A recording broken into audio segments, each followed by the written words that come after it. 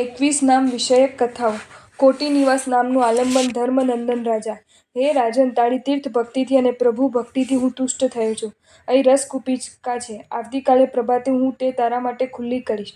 તું તેમાંથી ઈચ્છા પ્રમાણે રસ ગ્રહણ કરજે. તે રસથી શ્રેષ્ઠ સુવર્ણ બનશે.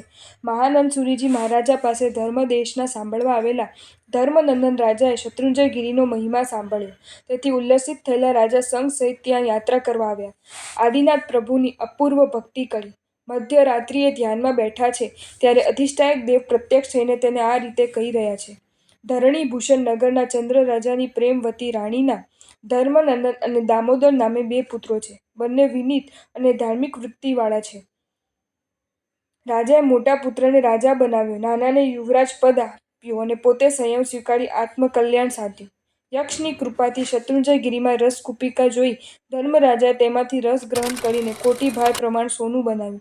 તેમાંથી 10 ભાર સોનામાંથી 100 સુવર્ણના અજીનબિંબ, 1 લાખ રૂપાના બિંબ, 9 લાખ પંચધાતુના બિંબ અને 90 લાખ આરસના બિંબ ભરાવ્યા. આ પ્રમાણે 1 કરોડ બિંબની સ્થાપના શ્રી સિદ્ધગિરી ઉપર કરાવી.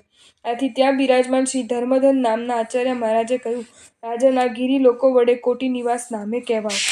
ધર્મનંદન રાજાએ પોતાના પુત્ર ગજને રાજ્ય પર સ્થાપન કરી દીક્ષા લઈ શ્રી શત્રુંજયગિરી પર તપ કર્યું. અનુક્રમે ધર્મરાજર્ષિ સંપૂર્ણ કર્મનો ક્ષય કરી કેવળ જ્ઞાન પામી ઘણા સાધુઓની સાથે શ્રી શત્રુંજયગિરી ઉપર મોક્ષે ગયા. ઇતિ કોટી નિવાસ નામીન ધર્મનંદન નૃપકથા.